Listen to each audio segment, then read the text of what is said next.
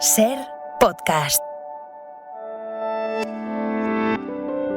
Soy Esther Sánchez. Soy David Botello y esto es La Historia en Ruta. Caminante de la historia. Hace 900 años un rey cristiano decidió lanzar una expedición militar que rozaba la locura.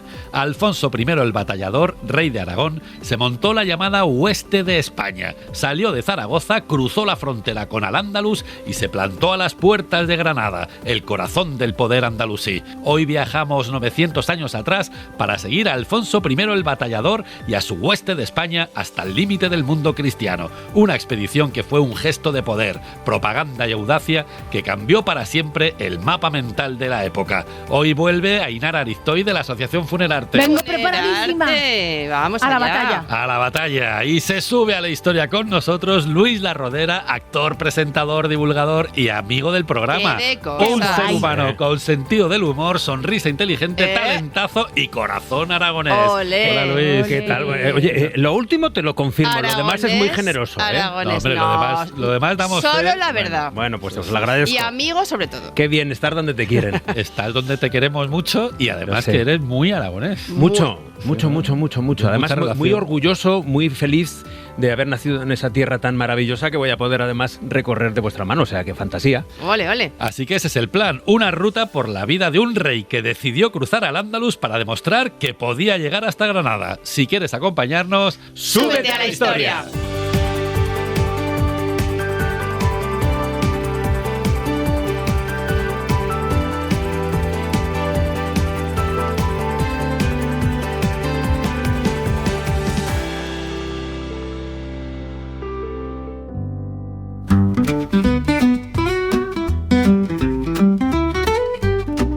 Arrancamos la ruta en el monasterio de San Pedro de Siresa. Es el típico sitio al que llegas pensando, ¡buah! Otro monasterio de muros gordos, ventanas pequeñas. Bueno, y a los 5 segundos estás caminando de puntillas, como si te hubieran pillado diciendo, yo qué sé, tonterías en voz alta.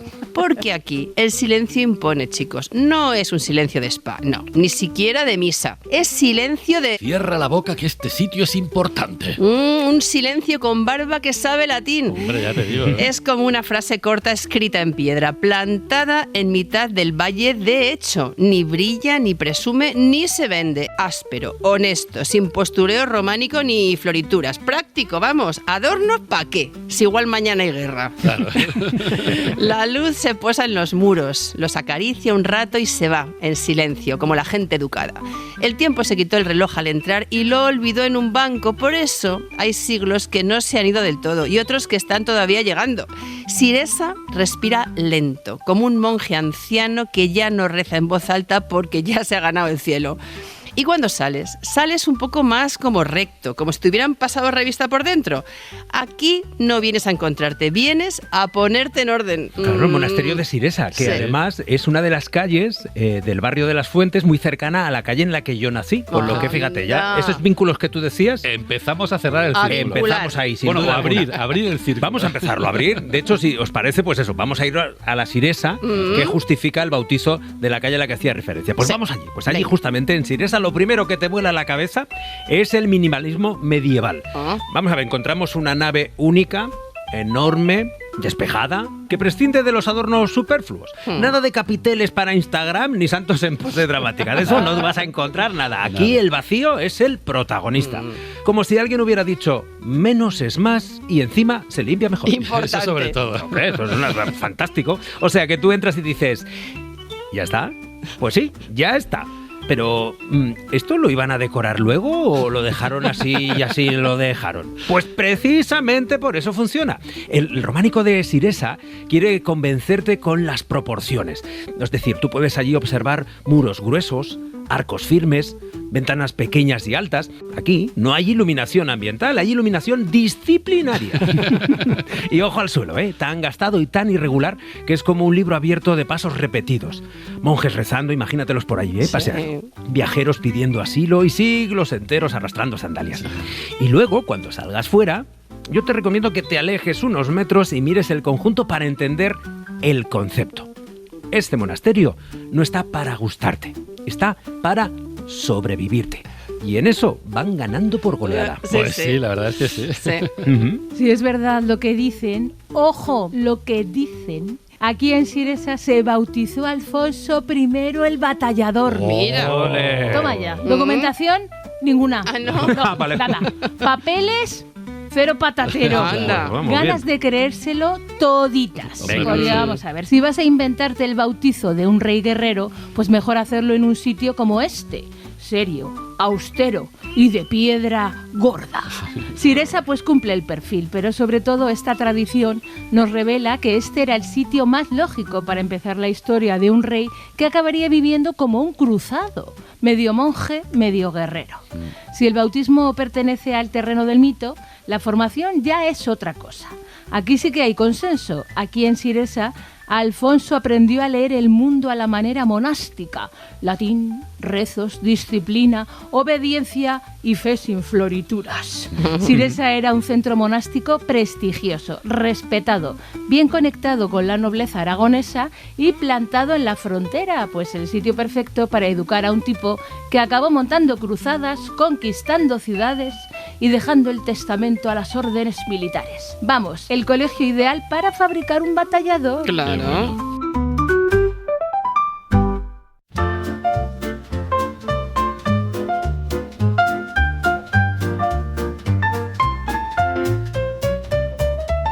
En la historia en ruta llegamos a Huesca, una ciudad que no levanta la voz, pero tampoco se esconde. Huesca es una abuela lúcida, austera, con mucha memoria, de las que no se maquillan porque no lo necesitan, que llega despacio, se sienta a tu lado, te mira a los ojos y cuando ya estás cómodo, te suelta en voz baja. Aquí han pasado cosas. Sí, han pasado. Bajo su apariencia tranquila late una ciudad fronteriza, acostumbrada a mirar al sur con anhelo y al norte con respeto, sabiendo que la historia aquí siempre llega armada y siempre se queda. El silencio en Huesca se cuela entre campanas, pasos y charlas profundas. Llega con educación, sin aspavientos, acaricia los capiteles, se queda a vivir en los soportales, deja huella en las fachadas que saben escuchar y te invita a bajar el ritmo. Huesca es una ciudad hecha de piedra paciente, donde las calles avanzan con la calma de quien ha visto pasar demasiados siglos como para tener prisa. Un día tendremos que volver a Huesca más tranquilos, ¿eh? Porque aquí hay que mirar con calma y levantar una ceja y asentir. Pues sí.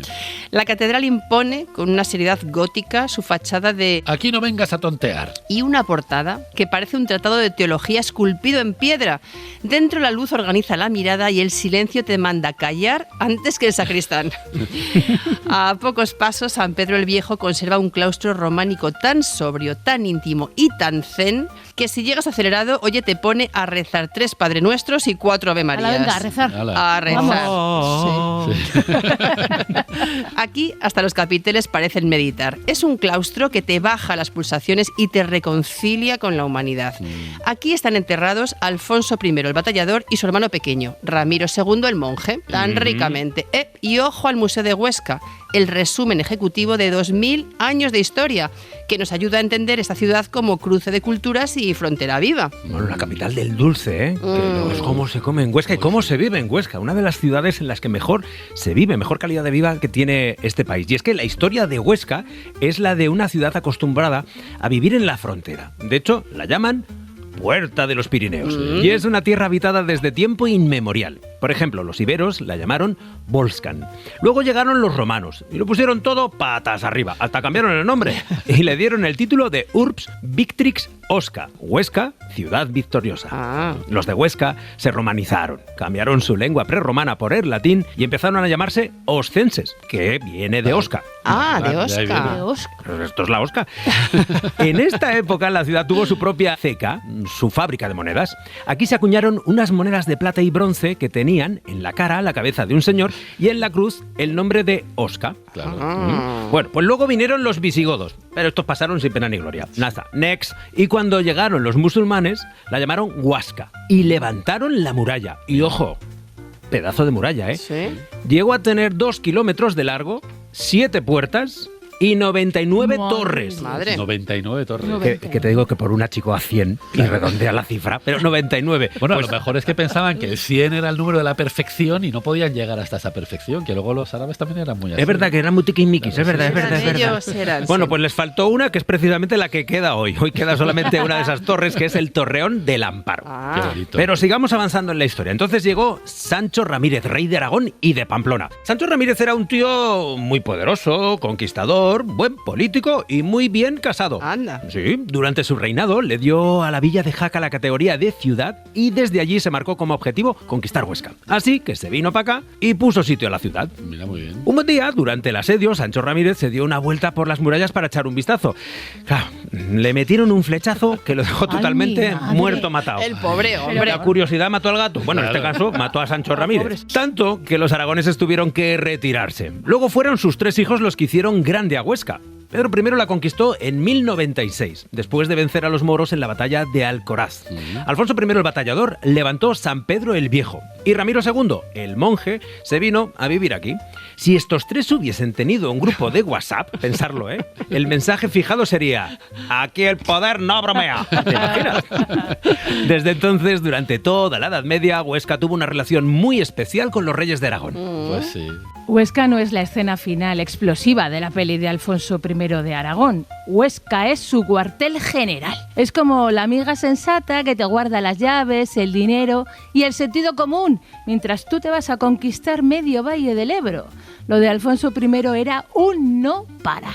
De joven participó en el asedio de Huesca, pero también en la batalla de Alcoraz y en la conquista cristiana de la ciudad. ¡Qué trajín! Vamos, todo bajo las órdenes de su hermano Pedro I. Y luego, ya de rey, que si Tudela, que si Zaragoza, que si Calatayud. Un estrés. Cansado. Pues sí. madre Tengo mía. flato, tengo flato. Bueno, pues mientras él iba por ahí repartiendo espadazos, Huesca se encargaba de todo lo demás. En plan, tú tira, campeón, que yo me quedo gestionando. Administración, estabilidad, gobierno, clero, recursos, logística, mercado, legitimidad. Lo aburrido, todo para Huesca. Una función mucho menos glamurosa, pero más difícil y muchísimo más importante, ojo, sostener el chiringuito. Sin Huesca, Alfonso sería solo un tipo muy nervioso con armadura. Además, Huesca consolidó la frontera. Aquí el reino dejaba de ser una promesa provisional y pasaba a ser estructura.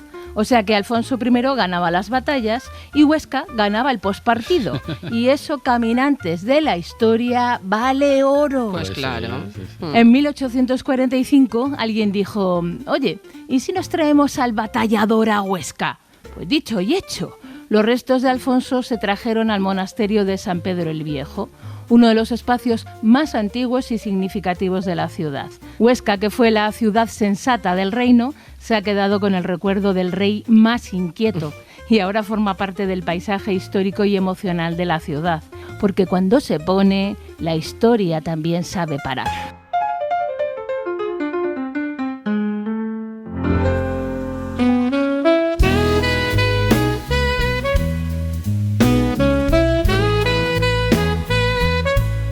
En la historia en ruta llegamos a Zaragoza. ¡Vamos! ¡Ole! Venga, ¡Qué guay! maravilla, una Ole. ciudad Ole. que te aguanta la mirada. Sí. Más que posar, se queda quieta y espera, te evalúa.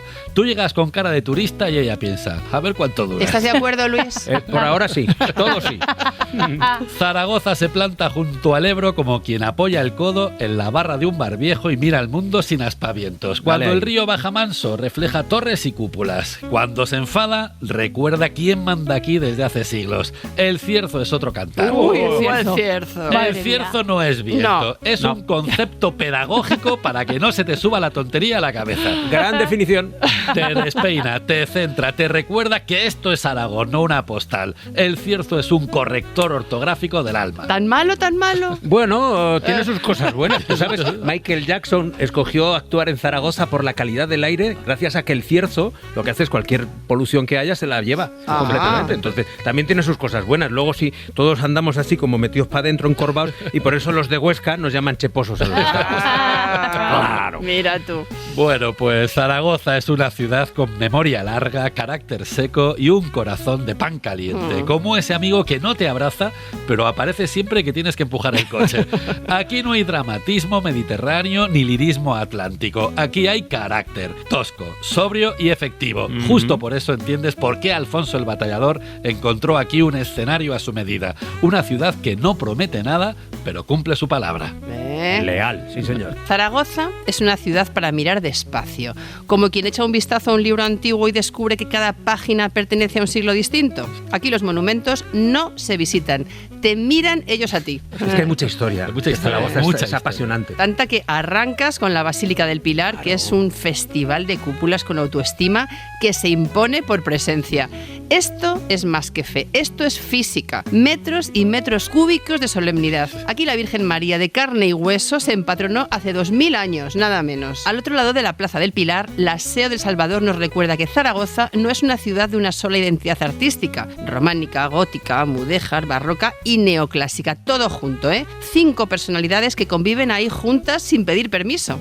Detrás de la plaza, el Puente de Piedra es el mejor mirador gratis de la ciudad. Y desde aquí se entiende la relación íntima que hay entre la ciudad y el río. Luego está el casco histórico, mezcla de piedra gastada y orgullo intacto. Ni presume ni pide perdón. Como quien lleva siglos diciendo... Esto ya lo he visto. Ya lo he visto. Y al oeste... algo más retirada pero imprescindible, remata el conjunto el Palacio de la Aljafería, uno de los mejores ejemplos de arquitectura islámica peninsular. Es un palacio musulmán convertido en fortaleza cristiana que hoy es la sede del Parlamento aragonés. La Aljafería demuestra que el poder cambia de manos sin cambiar de muros, porque Zaragoza, más que un museo al aire libre, es un currículum en piedra. Uy, si hablara de la Aljafería. Tú sabes que mi padre hizo la mili en la Aljafería. ¿Qué? No me digas. Bueno, te lo cuento, no porque mi padre viviera en tiempo de los musulmanes, no, mi padre era contemporáneo, ¿sabes? Todo iba dentro de un orden.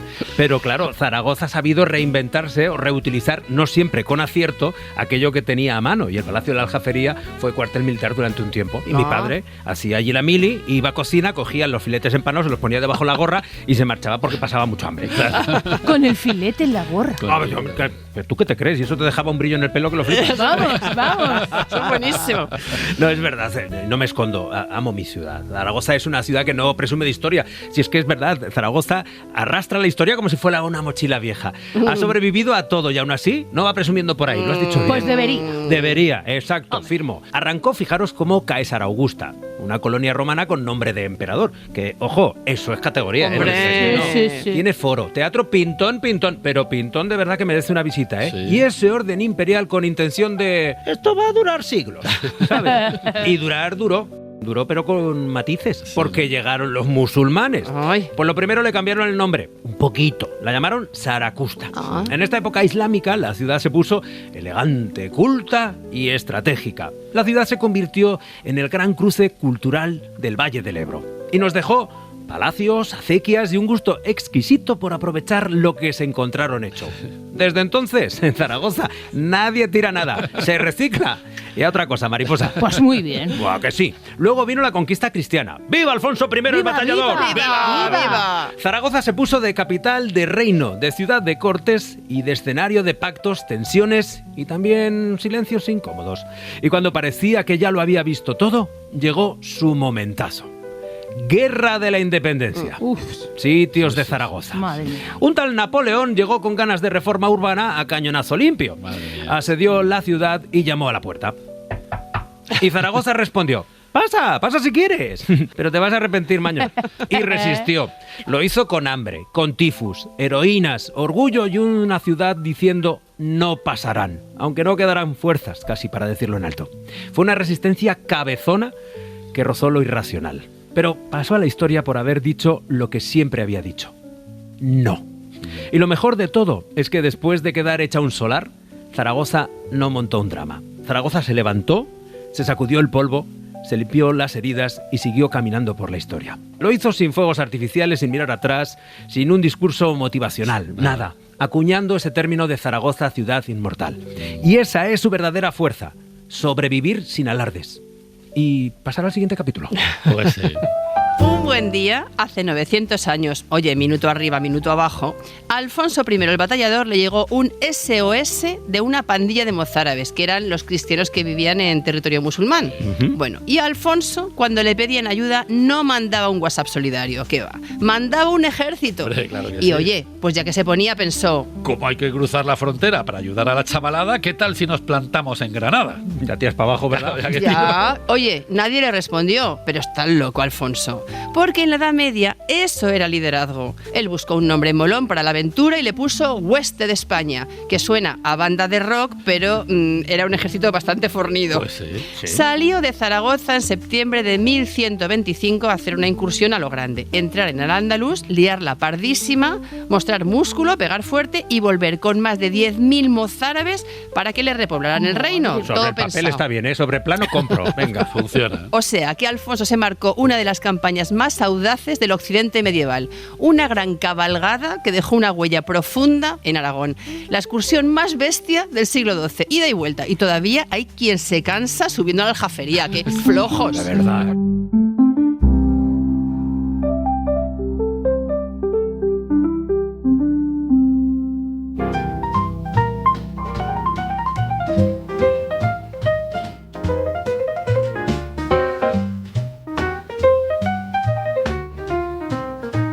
Si me permitís, os voy a Te traer permitimos. a Calatayud. A Calatayud. Hombre, Calatayud es una Vamos. ciudad en la que tengo un cariño enorme. De hecho, yo me casé en el monasterio de Piedra, que está al ladito de Calatayud. Bonito. Y cada año visito Calatayud porque es un punto de encuentro donde tengo buenos amigos además, y una ciudad que merece no una visita, sino una visita, una revisita y un conocerla, disfrutarla, pasearla. Sí, Sin duda alguna, porque es una ciudad que no presume porque sabe que si empieza a contar todo lo que ha visto, no acabamos nunca este programa. Es una de esas ciudades fronterizas que te miran con el ceño fruncido y en vez de darte la bienvenida te dice... Identifíquese. Sí, arquitectura de desconfianza, le llaman algunos, con ese paisaje a medio camino entre la defensa y la nostalgia que define a ciudades como esta. Y esas torres mudéjares que son ladrillo con carácter. Son torres que no decoran, intimidan, pero con educación. Bueno. Calatayud es una ciudad cuesta arriba que te obliga a pensar en vertical. Aquí las cuestas son una prueba moral. Si subes resoplando, aprendes historia. Si no subes, pues también aprendes, pero lo haces desde el bar. Ah, pero bien. Eso es otra alternativa. Claro. Los castillos están en lo más alto porque desde aquí se ve venir el lío. Eso sí. Y siempre lo veían, siempre. Porque esta ciudad no era un sitio para pasear al perro, no. Era una frontera estresada. El casco histórico de Calatayud se despliega en capas como una conversación entre romanos, musulmanes y cristianos que nunca terminó de cerrarse. Es una ciudad que no corre porque ya llegó hace siglos. Sí, en fin, hay en Calatayud una mezcla rara de quietud, bastión y carácter. Calatayud parece dormida, pero es una ciudad que escucha, que sabe que fue cruce, confín, plaza fuerte y fortaleza deseada. Y aún conserva, bajo la piel de ladrillo y adobe, el pulso de un lugar donde la historia no pasó de largo, no. Se quedó a vivir. Claro que sí. A Calatayud no se viene a mirar escaparates, se viene a levantar la barbilla. Porque aquí preguntas y todo está allí arriba. Las ¿Dónde está cuestecitas. esto? Allí arriba. Allí arriba. Allí arriba. ¿No? Todo tieso. Lo primero, la Colegiata de Santa María, un prodigio del mudéjar en modo, mira lo que se puede hacer solo con ladrillos. Maravilla. Luz, geometría, elegancia y una sensación de que aquí hasta el arte sabe dejar huella.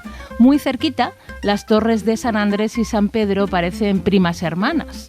Altas, elegantes, de esas que nunca sonríen en las fotos. Parecen funcionarias medievales que nos recuerdan que aquí el mudéjar no es un estilo decorativo, es lenguaje cotidiano. Pues sí. Y los castillos, ¡ay madre mía, los castillos! Ayud, Doña Martina, Peña. Los tres formaban un mecanismo coordinado de vigilancia visual capaz de transmitir noticias en 0, o sea, el internet de la época eran los castillos. Bueno, tú. Esto se merece un buen paseo cuesta arriba. Venga, vamos a prepararnos. Desde el Ayud no se domina el paisaje, se le hace un control parental y las murallas sujetan la ciudad para que no se caiga. No la rodean, forman un collar defensivo en toda regla que explica Calatayud de un solo vistazo. Y cuando crees que esto va solo de Edad Media, apareces en Bilbilis, que es la ciudad romana a las afueras. Aquí puedes pasear por su teatro, por sus termas y por sus silencios. O sea, vienes a ver murallas y acabas en un spa del siglo I al que nadie avisó del cierre. Calatayud es una ciudad pues con varias capas. O sea, tú entras por lo medieval y sales pensando, pero vamos a ver, ¿cuántas ciudades sois aquí dentro? Y flipas porque todo encaja. Y tanto. Y porque no te lo dan masticado. Y porque aquí la historia no se visita, se va encontrando. O te va encontrando ella a ti también un poco, ¿no? Sí. Calatayud tiene más biografías que un actor de reparto. Su historia es una serie larga, con giros sorprendentes, cambios de guión y un final de supervivencia pura. Por eso nunca pudo permitirse el lujo de la ingenuidad. Aquí empezaron los romanos, que pusieron Bilbilis, una ciudad en la que nació Marcial, el poeta latino de lengua afilada, maestro del epigrama, rey del sarcasmo romano. Se ve que en Calatayud la ironía siempre ha sido una forma de supervivencia. Luego llegaron los moros, que pusieron Calatayud, una ciudad importante, bien organizada y mejor fortificada. Calatayud suena a fortaleza, incluso cuando lo susurras. Sí. Imponía respeto solo con pronunciar su nombre, Calatayud. Y cuando parecía que aquí ya no cabía nadie más, ¡zas! Llegó a Alfonso I el Batallador y puso Calatayud, ciudad de frontera. Eso quiere decir que aquí vivían con la alarma puesta, o sea, tensión, ojo siempre alerta, mestizaje cultural. Cristianos, musulmanes y judíos compartieron espacio, comercio y desconfianza. Una convivencia que no siempre fue pacífica, pero siempre fue creativa. De aquellos polvos viene el legado mudéjar, un estilo que nace de la negociación cotidiana entre culturas. Las torres y los templos son acuerdos arquitectónicos. Diplomacia en ladrillo, en plan, tú reza lo que quieras, pero hazme la torre recta. Y así es Calatayud, una ciudad que no descansa nunca, que siempre está en guardia. Bueno, pues ahora que ya conocemos Calatayud, ya veis que esto no lo conquista cualquiera. No, Las cuestas. no. Bueno, hasta que llegó Alfonso I el Batallador en 1120. ¡Ole, viva Alfonso I el Batallador! ¡Viva, viva, viva! Antes de entrar hizo lo que haría pues cualquier estratega medieval con mala fama y buena espada, mirar alrededor y decir, Esto hay que ganarlo sí o sí. porque Calatayud no era una ciudad, era un candado, el cerrojo que guardaba el Valle del Jalón. Y Alfonso era más de abrir puertas a patadas que de llamar al timbre. La cosa estaba clara. Había tomado Zaragoza y si no aseguraba lo que tenía detrás, pues las victorias te duraban lo que duran 2 peces de hielo en un Weekend de Rocks. Ole tú ahí. Así que Alfonso vio Calatayud con sus cerros, sus castillos en cadena y su pinta de inexpugnable y pensó, Esto no es una plaza cualquiera. Desde aquí se controla todo. y dijo, Me lo quedo. Alfonso entendía el territorio como una red de fortalezas enlazadas, o sea, lo que viene siendo montar un sistema defensivo como Dios manda. Claro, ya está. Total, ciudad conquistada, fortaleza integrada y frontera atada y bien atada. Y a repetir la Operación Zaragoza. Repoblación, murallas reforzadas, fueros, reorganización cristiana del territorio, en fin. Lo típico del batallador, ganar y consolidar. Vamos, que el batallador no vino a hacerse fotos, chicos, vino a cerrar el mapa. Oye, y lo cerró.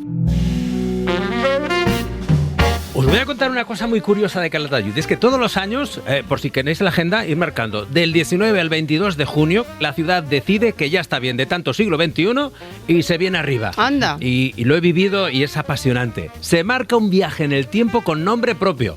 Las Alfonsadas. ¡Qué bonito! Qué bien lanzado, ¿eh? Sí, sí, sí. Pues a ver, básicamente la cosa va de fingir que la ciudad está en 1120, Anda.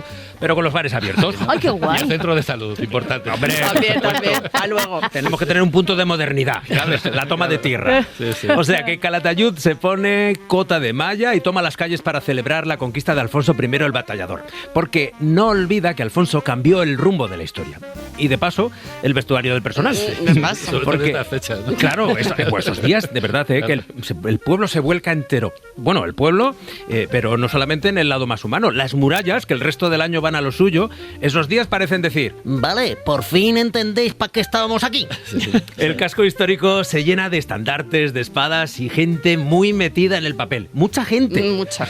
Y algunos con más entusiasmo que rigor. Pero bueno, oye, que se agradece, ¿vale? Hay desfiles de tropas cristianas y andalusíes, recreaciones históricas, mercados artesanales, teatro teatro callejero y también cenas ambientadas en el siglo XII. O sea, así, con las manos a comer. Hombre, eso no puede faltar, unas buenas viandas. Hombre. Y lo mejor, los juegos de rol y los escape rooms que se organizan para sobrevivir al medievo en una ciudad fronteriza sin perder la dignidad ni la cobertura. Fundamental. Sin duda, las Alfonsadas son un reloj que se atrasa 900 años, pero sigue dando bien la hora. Es una fiesta que demuestra que cuando Calatayud se pone medieval, se lo toma muy en serio. Durante unos días, la historia baja del libro, le quita el polvo a la armadura, se echa a la calle y se pone a bailar.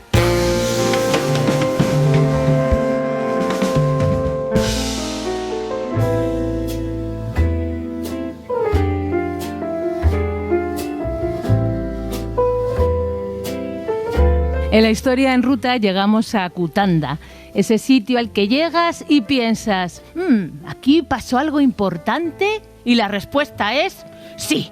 Lo que pasa es que el paisaje no suele hacer spoilers. Y este paisaje en concreto ha aprendido a callar para no seguir oyendo gritos.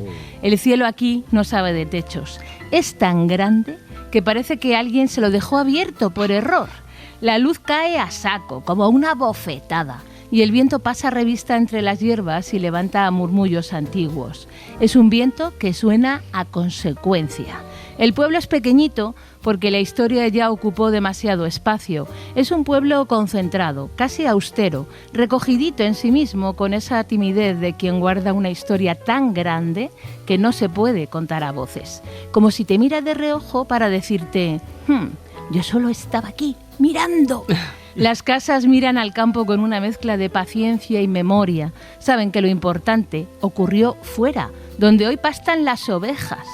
Tanto clamor silencioso tiene un puntito inquietante, porque Cutanda parece tranquila, pero ojo, bajo esta calma hay una huella que pesa como un latido bajo la tierra. Cutanda es un escenario que advierte, y eso es lo que más te intimida. Cutanda forever. Tú vienes aquí buscando un monumento para hacerte un selfie y Cutanda te responde: Suerte, campeón. porque aquí lo que hay que ver es el vacío. No hay castillo, ni ruinas, ni decorado medieval. Hay mucho campo, campo abierto. Esto es una colina discreta del altiplano turolense. Un tablero de Risk tamaño real. Aquí se te ocurre una idea y te la ve todo el mundo. Luego está este pueblo pequeñito. Tiene una iglesia modesta, sin alardes, parroquial, consciente de que llegó tarde a la película. La escena importante ya se había rodado fuera. Las calles son un paréntesis entre dos silencios y las casas las han colocado para no molestar a la historia. Me encanta esto. Si vienes con prisa, Cutanda se recorre en 2 patas, pero luego se te queda pegada y hay que ir asimilándola despacito. El plan es muy sencillo. Te plantas en cualquier punto, giras sobre ti mismo y te recreas en el vacío. En el aquí no hay nada, porque ese nada lo es todo. Y entonces piensas, wow, aquí no hay margen de error, ni emboscadas, ni refugios, ni giros de guión. Todo a la vista, exposición total. Si corrías, te veían. Si te parabas, también. En Cutanda el paisaje es el auténtico documento histórico, una llanura ondulada que te explica la historia de un vistazo. Y entonces entiendes por qué hubo aquí una batalla que cambió el destino de un reino. Cutanda te pone en situación y encima lo hace bien. Lo hace en silencio y lo hace inolvidable. Qué profundo. Sí, Cutanda es la victoria. La victoria, La, bien. con mayúsculas. Aquí vino Alfonso I el batallador en 1120 y demostró quién era. Él había conquistado Zaragoza 2 años antes y alguno pensaría... Vale, suerte del principiante. Pues no. Cutanda fue el examen de reválida y Alfonso lo aprobó con matrícula. Los almorávides llegaron confiados y Alfonso dijo... Perfecto. Aquí en Cutanda se ve todo. Hay tanto campo abierto que esto fue como decir... Salimos al patio y lo resolvemos.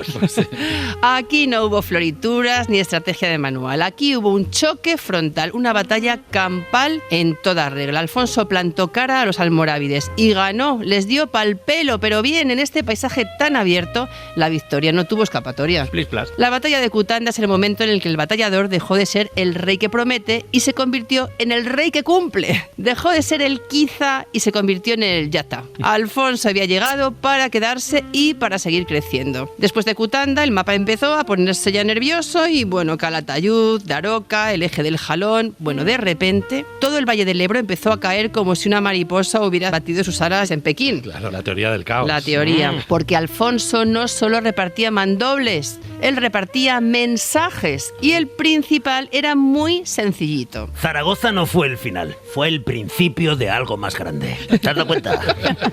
¡Viva Alfonso! ¡Viva Alfonso! ¡Viva! Vamos, que Cutanda es ese partido en el que dices, Oye, pues parece que este tío va en serio.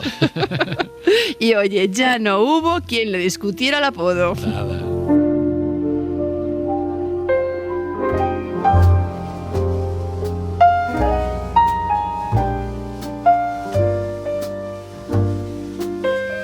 Después de Cutanda, Alfonso I se vino arriba y dijo: ¿Parar? ¿Yo? ¿Para qué? normal, cuando ganas así te crees invencible. Y tiró con la hueste de España para Teruel. Y desde allí a la playa, como si Al-Ándalus fuera un pasillo del Mercadona.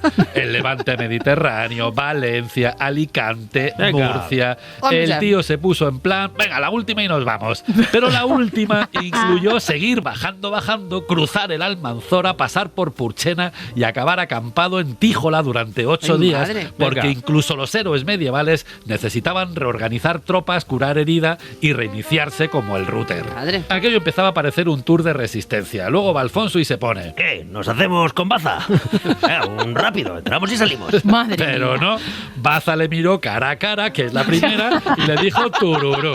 El trámite acabó con bofetada. Y ahí el batallador descubrió una verdad universal. Una cosa es conquistar Zaragoza y Calatayud, pero gestionar un imperio tan lejos de casa es otra pantalla del videojuego. Hombre. A ver, cuidado, esto es complicado. Así que activó el modo racia y enfiló hacia Guadix. Uf, aquí el guión se torció de verdad. La campaña rozó el palo del desastre. Hubo emboscada, hubo algunos caballeros importantes muertos y hubo una sensación general de que al lobo se le empezaban a ver las orejas. Uy, uy, Por lo que fuera. Alfonso pensó, Igual esto se me está yendo de las manos.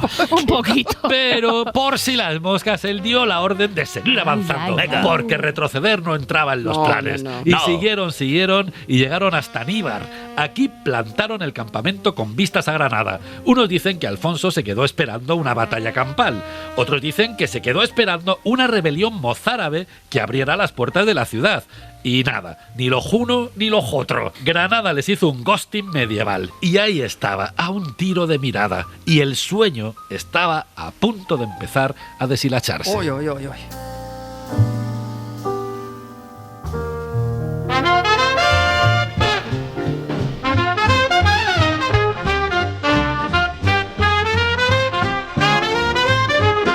En la historia en ruta volvemos a Granada. ¿Cuántas veces hemos pasado por aquí en diferentes programas? Es que haga Pues no falta. sé. es muy- 22, y 22, 22. 22. Igual se nos ve un poquito el plumero porque Granada nos Hombre, encanta. Granada. El plumero granadino lo tenemos ahí. Hombre. Tierra soñada por mí. Aquí la luz se enrosca en los muros rojizos de la Alhambra y luego se desliza hacia abajo, al Albaicín, y convierte cualquier rincón en una obra maestra. Con esta luz, cualquier turista puede ser un poeta accidental, Hombre. hasta yo misma. El aire cambia de humor según la hora. Por la mañana parece que todo es posible. Al atardecer se vuelve sentimental y empiezas a dudar. Y de noche, ay, de noche te rindes y te pides algo de beber. Pues directamente. venga. Las calles son tan estrechas que si dudas, retrocedes 2 siglos. Los miradores son excusas para quedarte un rato quietecito. Y en cualquier esquina suena una guitarra que no sabes si viene del Sacromonte o de hace 500 años. Sí. Y claro que Granada es preciosa, pero también sabe jugar sus cartas. Te sonríe, te abre la puerta, te promete gloria y belleza y luego te pone a prueba y te cobra el peaje, como siempre han hecho las grandes historias. Es una ciudad con forma de promesa y con vocación de frontera emocional. Hasta aquí llegó el sueño de Alfonso I el Batallador. Sí, llegó hasta Granada, pero llegó cansado. Me extraña, ¿eh? Ay, miró alrededor y dijo: Ay, hasta aquí hemos llegado. Agotado, agotado. aquí los sueños no mueren, se sientan a descansar. Este hombre estaba cansado ya. Después de todo el periplo, Alfonso I el Batallador llegó a Granada con la espada caliente y la calculadora fría. Venía con la hueste, después de atravesar media península a golpe de espada y testosterona, de avanzar como un huracán por territorios hostiles, de devastar campos andalusíes, de liberar cautivos cristianos, y al plantarse delante de Granada dijo: Ups, intimidad. miró la ciudad bien defendida, miró el mapa de ida y vuelta, un territorio difícil. Miró a sus hombres exhaustos, sudando la gota gorda. Ay, pobre. Así que se paró a pensar. A ver. Un asedio largo era un infierno logístico y no quiso poner en riesgo toda la expedición. Aquí había venido a jugar, a hacer una demostración de poderío. Así que se dijo a sí mismo: Igual hoy no. al fin y al cabo, no habían bajado hasta aquí para empadronarse. Así que llegó hasta las puertas de Granada sabiendo que lo más sensato era marcharse. Ay. Porque una cosa es ser el batallador y otra ser un inconsciente. Esto no. Pero aún así, estuvo una semana de turismo por los alrededores practicando la devastación. Amenazó la ciudad, la tuvo a tiro, la hizo temblar y levantó el campamento. Siguió su camino, porque no todo se puede ganar a golpe de audacia. Porque a veces conviene dejar los sueños en la frontera. Y porque a veces también la hazaña es saber cuándo conviene darse la vuelta. Pues sí. Granada fue el punto exacto donde la ambición rozó su propio límite. Donde Alfonso detuvo su sueño de expansión. Donde terminó la épica y empezó la realidad logística. Sí. Misión cumplida. Alfonso había demostrado que el poder cristiano podía meter la nariz en el corazón de Al-Ándalus sin consecuencias.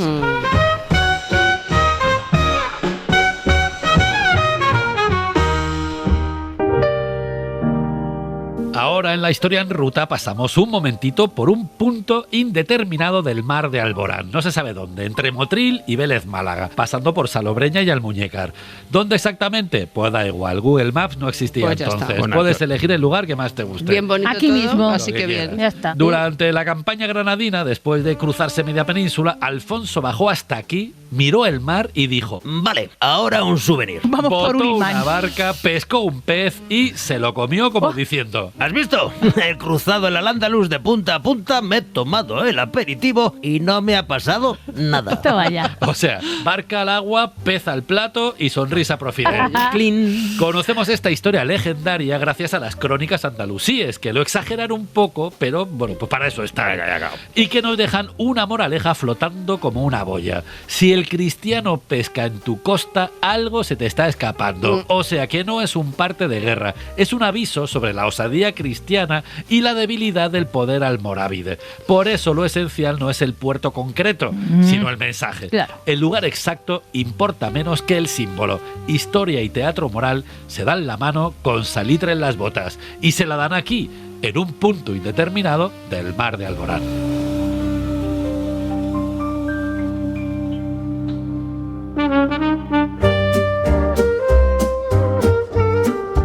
En la historia en ruta llegamos a Puente Genil.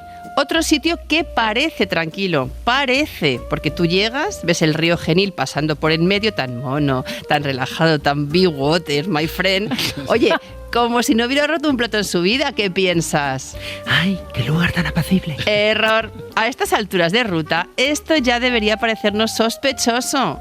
Nunca te fíes de un río que no hace ruido. No, esto es un río compasado. Aquí la calma no es paz, es pausa dramática. Sí.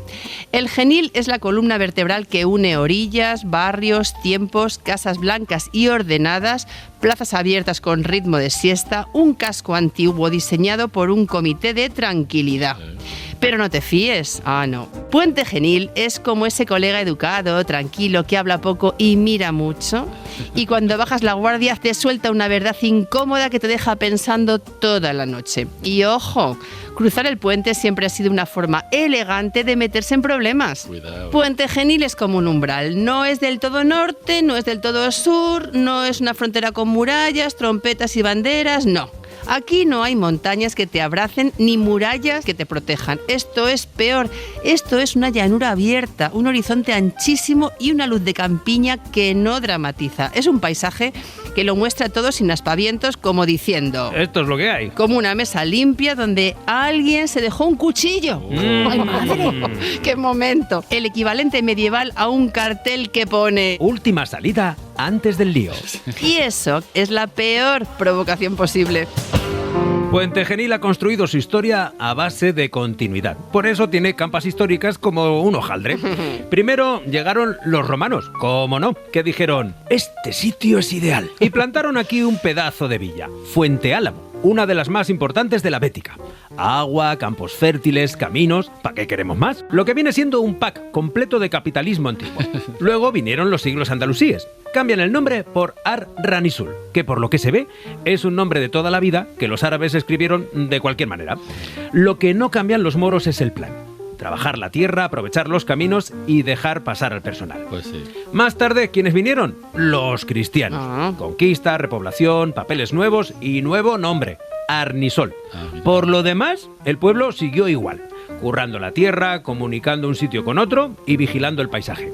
Y ya, en el siglo XIX, dos pueblos que habían crecido a orillas del río, La Puente de Don Gonzalo y Miragenil, decidieron que ya estaba bien de mirarse de reojo y se fusionaron. Así es como nació Puente Genil. Toma ya. ¿Cómo os habéis quedado? Bueno. Y creció con todo, agrícola, moderno, industrial, trabajador y con carácter. Mucho carácter. Porque este pueblo no se inventa las tradiciones, las curte a base de constancia y sin perder el pulso. Pero si hemos parado aquí en Puente Genil es porque aquí se acabó el paseo de Alfonso I el Batallador y empezó el cara a cara. Que es la segunda. Marzo de 1126, entre el 9 y el 10. Alfonso venía de ver las murallas de Granada cuando los almorávides le mandaron desde Sevilla un ejército para traerle un mensajito clarísimo. Alfonso I, hasta aquí has llegado. Oh. Y Alfonso respondió con otro aún más claro. Eso lo veremos. Y lo vieron aquí, en la campiña del Genil, a campo abierto. Dos ejércitos mirándose a los ojos. El plan almorávide era sencillo: pillar al batallador lejos de casa, cansado, cargado de botín y pararle los pies, borrarlo del mapa. El manual diría: Alfonso, retírate si puedes. Lo que pasa es que Alfonso abrió otro manual, el suyo propio, que decía: Golpea primero y golpea más fuerte. pues funcionó. Alfonso se llevó la victoria. Clara, contundente y sobre todo oportuna. De esas que te dan reputación por los siglos de los siglos. Amén. El choque ha pasado a la historia como la batalla de Arnisol. Y después del triunfo, Alfonso dijo: Objetivo cumplido. después de Puente Genil ya no hacía falta demostrar nada más. Y ahora ya sí que sí, se volvió para Aragón. Arnisol es ese momento glorioso en el que haces el trabajo, ganas la discusión y te vas antes de que empiece el lío de verdad. Arnisol fue el clímax militar de la campaña. El golpe final, la bofetada antes del regreso, la música subiendo mientras el protagonista se aleja. Alfonso salió victorioso y se largó a tiempo diciendo: Ahora me voy porque me da la gana. eso es salir de la plaza por la puerta grande. Un campeón Claro que sí. era.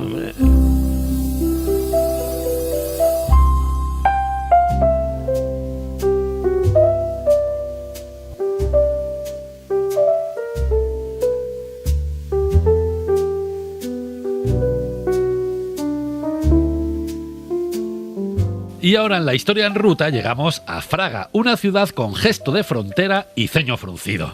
El río Cinca pasa a su lado tranquilísimo, sin hacer ruido, ajeno a los conflictos que durante siglos lucharon por sus orillas. El Cinca es frontera, recurso y testigo. Parece inofensivo, pero ha visto pasar más ejércitos que un cuartel general. Fraga es como una bola dura de pocas caricias y mucha memoria. No presume de épica, pero tampoco olvida. Y cuando te descuidas, te suelta. Disfruta, hijo, que todo se acaba. Pues sí, por eso no venimos aquí de vacaciones. Venimos a ajustar cuentas con la historia. Fraga es un lugar que huele a final de partida, a tablero recogido cuando ya no quedan piezas blancas. Un escenario donde se entiende que no todos los relatos acaban en victoria. Un lugar donde la historia decidió ponerse seria y recordarle al mundo que incluso los grandes tienen un último capítulo. A Fraga no vienes a tachar monumentos de una lista, vienes a entender por qué se daban bofetadas por este territorio, oye, una y otra vez.